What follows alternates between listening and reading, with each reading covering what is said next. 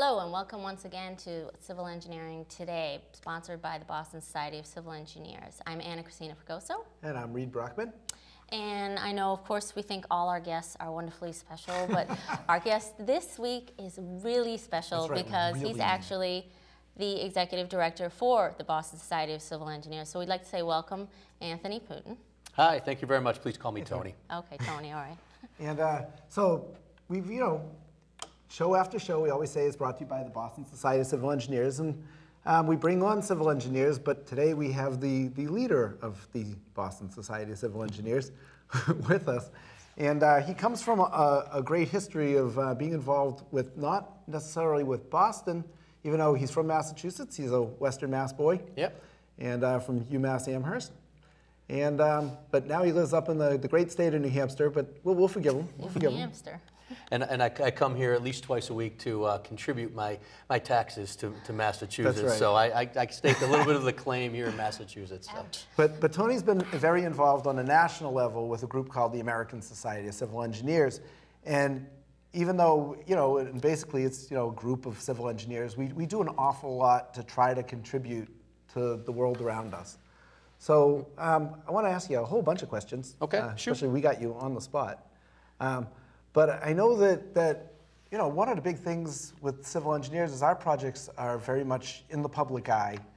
And so what is the American Society of Civil Engineers and the Boston Society? What do we do about, helping out with, the projects that are going on? Is there any, Well, I mean, engineers in general, as you know, Reed, start from the beginning, the concept and planning of a project through the design and the construction of a project. And I'll take a little homage to what you say. I mean, people see a lot of what we do as civil engineers, but they also don't see a lot of what we do. And that's the stuff underground, the water and the sewer. And people sometimes, I feel that's the infrastructure that people don't really appreciate because they don't see it. But the Boston Society of Civil Engineers and the American Society of Civil Engineers try and really increase the public awareness of what civil engineers do. I mean, like you, I've gone out to, you've done a lot, and I've done two career days. My wife's a middle school teacher, and I go to 7th grade and do what is a civil engineer. And one of the past presidents of ASCE, Wayne Klotz from Texas, always says, make sure your neighbor knows what a civil engineer does. Right. So my neighbors now know about civil engineering and infrastructure funding and infrastructure financing and a lot of stuff we'll talk about. But ASCE is a professional organization where our first responsibility is to the health, safety, and welfare of the general public. But we also help out on a lot of other facets as far as hopefully influencing policymakers when it comes to infrastructure funding. Anything that deals with the general public and infrastructure and safety is where we try and participate. And then it takes the form of kindergarten, reading them coloring books, and what is a civil engineer, through the outreach program that you do with model bridge contests that teach high school and then college students what civil engineers are and what civil engineers do. So I know that we do an awful lot. I mean, of course, there's this TV show. That's one thing that's in the public eye. Yeah. But what about, what's these things at the Boston Public Library? Oh, beginning last Tuesday on November 1st and on November 15th coming up, a week from yesterday, and the 29th, the Massachusetts Infrastructure Investment Coalition, which is a group of about 25 or 30 organizations, from bike ped organizations to planning to, I'll call it heavy engineering, us and the American Council of Engineering Companies and the Engineering Center Tech, who I work for, are putting together forums at the Boston Public Library. They're free and open to the public, beginning at 4 o'clock and ending about 5:30. The first forum we had this past Tuesday gave us a basic overview of what the state of our state's infrastructure is. The upcoming one on the 15th will be related to transportation funding, even some innovative ways of funding, whether it's P3s, public-private partnership, design-build, and other areas of funding sources. And then the third forum, the 29th, just after Thanksgiving, will be about water and water resources. And when we say that, we mean dams, water, sewer, and also the funding opportunities, and to tell you the truth, unfortunately, the funding gaps that we have for our water infrastructure system. But those are open to the public. Oh, they're all open to the public. Boston Public Library. You walk in the main entrance, take a left. There'll be a sign that'll send you there. But it's a good opportunity. There'll be some people from the State House. There'll be local engineers. A former Commissioner of Transportation is going to speak about his experience with private financing of public infrastructure, which is, it's not new to the world, but it's new to the United States, and it's even newer to Massachusetts. And I believe you said, Anna Christina, you're working on a P3 project in Miami, so you know what it's like. It's different and it's exciting. It's a good way to get projects built with funds that normally aren't there. So, like our public leaders, you know, they haven't studied civil engineering on the whole, and some of them have. Yeah. But not many. But not many, unfortunately. Not many. But, one that I know of. But I mean, you know, we're a field that, I mean, you know, we know like really what it takes to get the projects done. What do we do to, you know, what kind of efforts do we make to, programs we have to, well, so not so much to influence them, just to, you know, to make sure that they understand the basic principles. The Boston Society of Civil Engineers and other organizations such as American Council of Engineering Companies take a very active role in, I don't want to say policy making, but policy directing. What we try and do is, especially if there is a bill relative to dam safety, environmental, transportation funding, we have a lot of individuals with expertise in our organizations on that. We gather together, we offer advice, we've given testimony as BSES, we've helped with the markup of the bills. Matter of fact, there's one bill now, Senate Bill 1985, talking about, well, it's always a good thing to say, dam legislation and the dam bill and getting more dam money. I was just writing a dam inspection report a few hours ago. Writing dam inspection reports. It's always a good joke, but it's a very integral part. It's one of our hidden infrastructures, as I like to call them, because there are hundreds of high hazard and significant dams in the state, never mind the country, public, private, and municipal, that need funding, that need to be inspected and make sure that they're maintained properly, or you know, they do prevent the loss of life and the loss of property. So that's one way that BSES tries to, like I said, influence the policy makers, and it's being involved. Our office at Tech is right there on Beacon Hill. You know, we are semi-political by nature, but on the professional side, where we offer advice and testimony on specific issues that legislators don't know. I mean, in general, if somebody's got a question about their health, they go to a doctor. A question about their finance, they go to an accountant. If they have a question about civil engineering, only makes sense. And I think we as a profession, as individuals, and as a society need to become more in the forefront of addressing public policy in that regard. I agree, and I like your policy about just having your neighbors know. Oh. I mean, that's a great place to start, because I can tell you, I know one of my neighbors has no idea who I am, so maybe I'll start there. Yeah. But now, I know Boston Society of Civil Engineers, they're one of the oldest sections or branches of the societies. The Boston Society of Civil Engineers is older than the American Society of Civil Engineers. It is the oldest professional engineering society in the country. But We're has the paid to say that, principles? aren't we? I'm actually now paid to say that too. So no, but the Boston Society of Civil Engineers is older than, I'll call it our parent, the American Society of Engineers. And I mean, has the relationship between the public and the society, has it always been basically what it is now, or has it kind of grown and changed It definitely has. I mean, the role of the civil engineer back in the late 1800s, early 1900s, they were seen as innovators, as entrepreneurs.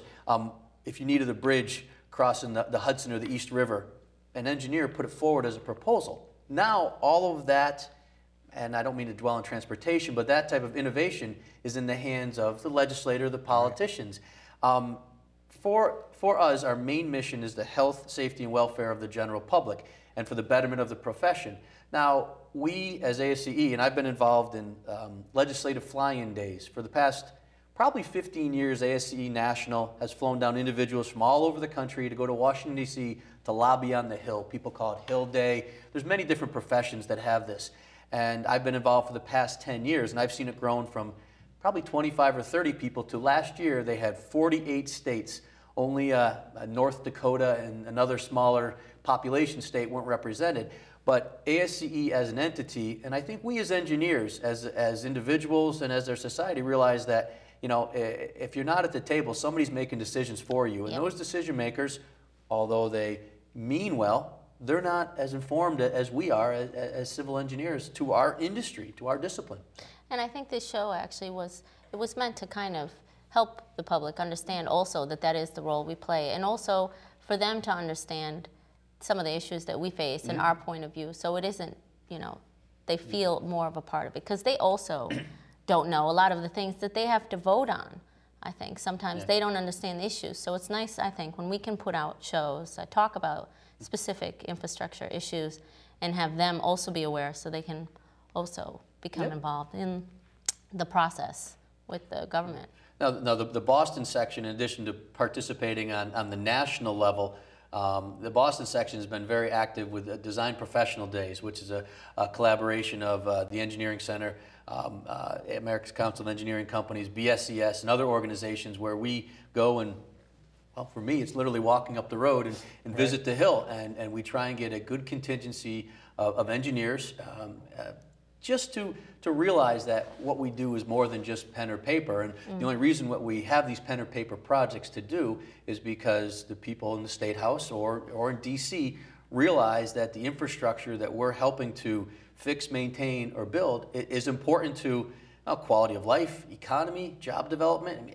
everything that we do as individuals, as people, is touched by infrastructure all day long, every day. You know, I know we don't like to be controversial on this show, but what do you think is going? Why is there such a disconnect lately for some members of the political society? That why don't they understand the importance? I mean, it seems like when the water main breaks, everybody all of a sudden cares. You know, when you don't have power for 7 days or however, I think there's still people in Connecticut without power. Then they start caring. When there's trains disabled, then they care. But why don't they just, you know, what do you think the disconnect is, and how can we, as a society, how can we step up? I'll lay some of it on us as individuals. I was telling somebody that the best engineering joke is, you heard about the extrovert engineer. He's the one that looks at your shoes when he's talking to you. And that's just what we are. When we've got these teachable moments, and unfortunately sometimes the teachable moments are bridges that collapse, dams that fail, water mains that break. But it's our opportunity to let the public know and the politicians know that, you see what happens when you don't take care of stuff? I mean, you know, there's a bridge on the south side of Lake Champlain that had been, well, it hadn't been taken care of the way it needed to be. Inspector went under there and said, we've got to shut this bridge down. They shut it down in one day. That night, people had and then they blew it up to put it in there. They had a 92-mile detour. Somebody drove across the bridge in the morning and had a 92-mile detour at night. I mean, that affects people. And I think what it is that we in general as a society, and I'm probably guilty, and my daughters and my family, is that we take things for granted. I mean, every time I turn on the tap, my house is 10 years old, the water line's right there, I turn on the tap, water's there all the time. The road's there, the drainage, everything goes away. But that's my 10-year-old subdivision. I mean, how old's Boston? Hundreds of years old. I live in Concord, New Hampshire. Same thing, hundreds of years old.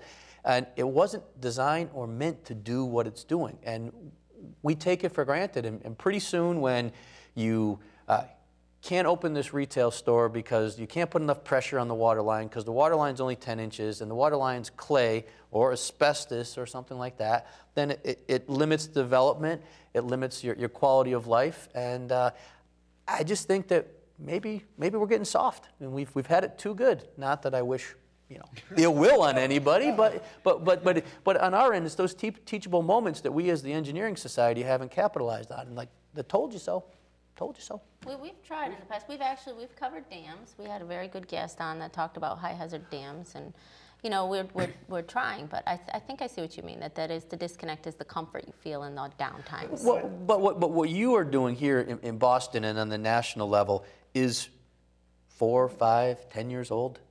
I mean, you know, we're going back to the 30s to the 80s. Have been complacent of, yep, they'll build the roads. I mean, the National Defense System built our interstate system. Oh, they're fine. Yeah. Yeah. The day the Central Artery opened, it was over capacity. Oh, yeah. The day it opened in the 70s. So it's just that type of semi-sense of entitlement that everything's okay. That you know, if you got a car that's running good, change the oil. or it's going to break down. And right now, we're in a lot of, I mean, Reed, you do a lot of bridge inspection that you really wish that people had changed these bearings 4 or 5 years ago instead of replacing the bridge now, right? I mean, yeah, seriously. I mean, it's a lot less costly for the taxpayer. We want to come out and see nice things and not have to design a repair quickly all the time. So you're absolutely right, and that's a great point. It's like we're kind of like the nags. We're the ones telling everybody to take care of their stuff. The nags. I'm not going to agree with that. All right, but there's other things too. I always hear you using the word sustainability. Yep. And the word takes on a different meaning. Everybody, when they think of sustainability, they're always talking green, green, green. It sort of loses its meaning. Yeah.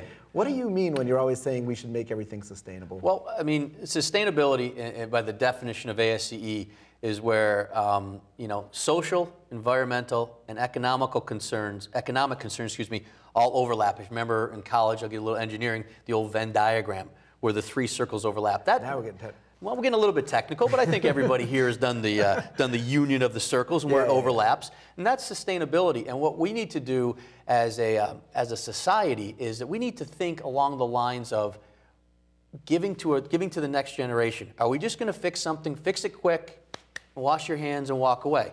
And to me, one of the sustainabilities, and it's really on the economic, is you want a cost-effective project. However, I'm waiting for them to pass a bond that says, fix these bridges. Oh, and by the way, we're putting away 10% that nobody can touch for the future maintenance of those bridges. Right. And in every other facet too, whether it's roads, bridges, dams, water, sewer, any part of the infrastructure. That's the sustainability that I'm talking about. Albert Einstein said insanity is doing the same thing over and over again, expecting different results.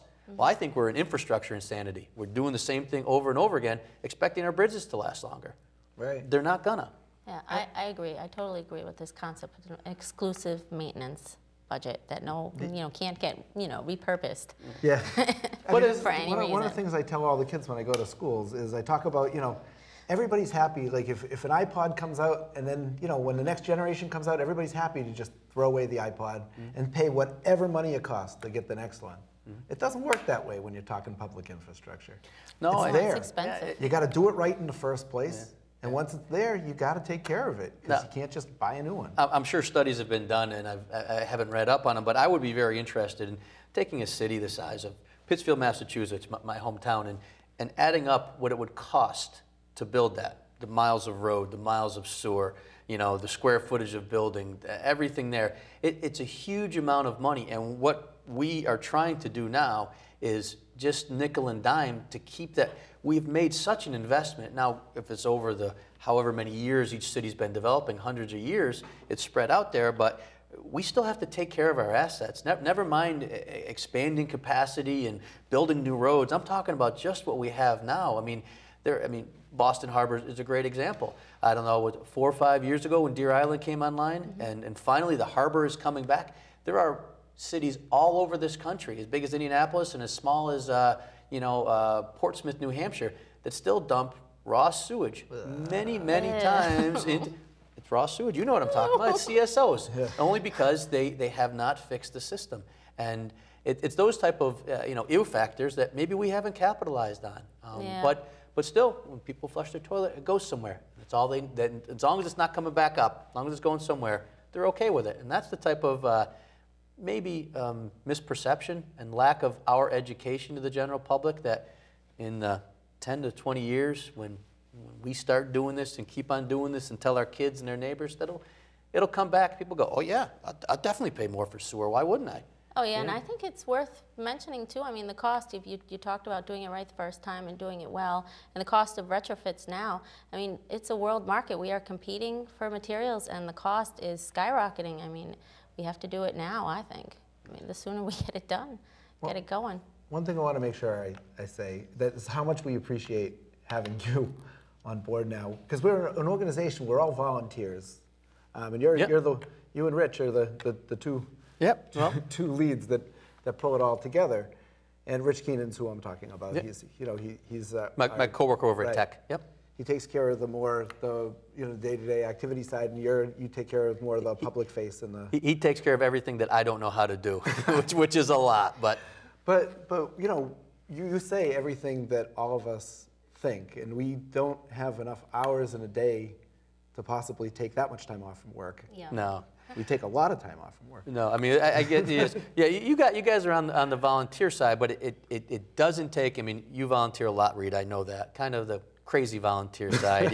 You're on the upper end of it. Yeah, he's definitely on yeah, I know, we all know side. that. But it doesn't take much to volunteer to tell your neighbor, hey, you know, there's a transportation bill in Congress. You ought to think about it. If they don't pass this, guess what? We're not fixing that interchange. I mean, it doesn't take much for all of us to get out there and let people know what's going on. I mean, take a chance. A water line breaks, grab your neighbor, point to that. See that? If they had fixed it 10 years ago, you'd have water now. I mean, yeah, I don't know about, I mean, we had a freak snowstorm, obviously, but, you know, to have a smart grid, I mean, there's enough energy in this country. Energy is not the problem. We have enough. I think you're the first person, and probably the only person I've heard. No, energy is not the problem. The transmission is the problem. Yes, the lack of redundancy. Yes, exactly. I mean, we've got enough energy, but just can't get to where it needs to get to go. Yeah, Yeah, that's actually true. We're hoping to do a show very soon on Cape Wind. So, and I know the big issue with the holdup on that has been transmission line as well. Yeah.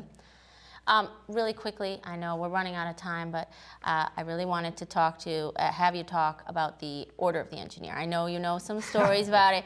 This is something a lot of people don't realize that we do. It's not quite the same as the Hippocratic Oath, but it's, you know, we take it seriously. We do take it seriously. We as a profession, I believe, are a very proud profession, which the general story, this is what I tell my wife's 7th grade class, and the numbers are kind of fictitious, but you get the point. Sometime in the 1800s, late 1800s, an engineer was building a bridge up in Canada, and as they were building the bridge, he was pretty obstinate that he knew what he was doing. They said, no, you don't. Anyways, it fell down, and pick a number, 80, 90 people died. Many. They're like, oh my goodness, that's horrible. They had one guy review it back in New York City. He said, you did this wrong, did that wrong, so okay, we're going to do it all over again. So we did it again, they started building it, and guess what happened? Fell down again. This time, pick a number, 20 or 30 people died. And they were so upset because of the engineers' arrogance. What they did is legend has it that they took that bridge and they melted it down and they made a faceted, faceted ring and they developed the Order of the Engineer, where you wear this ring on the pinky finger of your working hand, which Reed is a lefty, so it's on his left hand, such that when you are working on designs, specifications, estimates, that you literally have sometimes people's lives in your hands, and that's the profession. And it's there and supposed to make noise, and my kids know when I'm angry at the dinner table, I got something to tap, and that's what I use it for. But that's the basic story of the Order of the Engineer, and Reed knows the real story. But we'll just add, Rudyard Kipling wrote the the Sons of Martha was the poem that goes along with it, and he wrote the Order of the Engineer. Wrote the Order of the Engineer, yeah. His idea with that whole dragging the finger thing. It's all Rudyard Kipling's doing. I think we're running out of time. We got to start plugging. We're definitely we got to start plugging events. So, yes. The MIC forums, Massachusetts Infrastructure Investment Coalition, Boston Public Library, 4 p.m. the 15th and the 29th of November, transportation financing and water resources financing. Yep. And our website's bscs.org. bscs.org on the right side, events, click that. Yep. The public is welcome to everything. Yep, and then on the public side, we've also got the website www.engineeryourfuture.org, and that's where we put all the K through 12 outreach activities. So on there, we have the book that a group of us wrote from the Boston Society of Civil Engineers that explains, it's actually a good read for anybody, but it explains how to, what a civil engineer is and how to get into it. Actually has a thing on the auditor ring. But on top of that, model bridge contest, we're open to schools right now. Our materials have been announced. It's Starbucks coffee stirrers and glue. You can model bridge at 2012 at Gmail. Modelbridge 2012 at gmail.com. Just write me and I'll get to you. Or you can get it. You can find that email also at engineeryourfuture.org. Well, I want to thank you, Tony, so much for coming in and kind of giving people a view of what it is we're striving for. No problem. Anytime. Love to be here. Good. Oh, good. We'll get you back soon. Thank you on that. Yeah. Thank you very much, Tony. And we'll see you next month. Thank you. Thank you.